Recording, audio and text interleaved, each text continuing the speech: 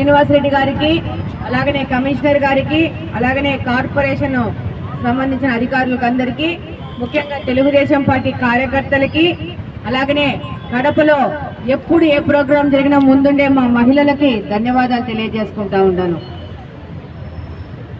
ఈరోజు కూటమి ప్రభుత్వం ఏర్పడినాక ప్రతి ఒక్క 3వ శనివారము స్వచ్ఛాంధ్ర స్వర్ణాంధ్ర ప్రోగ్రాంని చేస్తూ ఉన్నారు ప్రభుత్వ యొక్క ఆధ్వర్యంలో. అందులో భాగంగా ఈరోజు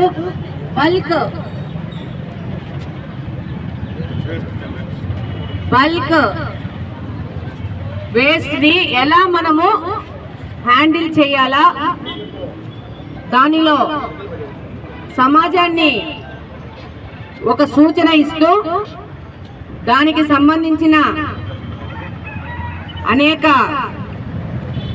కార్యక్రమాలను ఈరోజు తీసుకొని వచ్చినారు.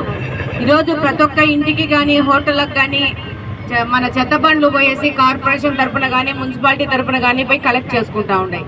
కానీ ఈ రోజు ఈ బల్క్ వేస్ట్ మేనేజ్మెంట్ ద్వారా ఈ హోటల్స్ కానీ ఒక గృహ సముదాయం అంటే అపార్ట్మెంట్ లాగా ఉన్న ఇళ్లలు కానీ కమర్షియల్ కాంప్లెక్స్లు కానీ ఏ బిల్డింగ్లు 100 కేజీల కంటే ఎక్కువ చెత్తను ఉత్పత్తి చేస్తాయో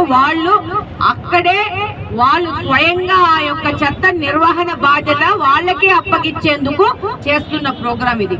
ఫర్ ఎగ్జాంపుల్ ఒక అపార్ట్మెంట్ లో ఒక 30-40 అపార్ట్మెంట్ ఇల్లులు ఉన్నాయి. ఆ ఇల్లులు ఆ చెత్తని కార్పొరేషన్ వచ్చి ఎత్తాలనేది ఇక భవిష్యత్తులో ఉండదు.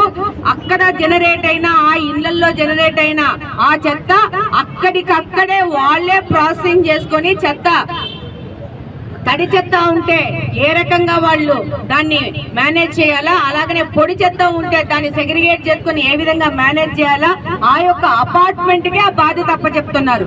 రేపు ఆ అపార్ట్మెంట్ ఆ బాధ్యత చేయకపోతే కొన్ని రూల్స్ ఇచ్చినారు. ఆ రూల్స్ ప్రకారము ప్రభుత్వం చర్యలు తీసుకుంటది అనేది దీని ముఖ్య ఉద్దేశం.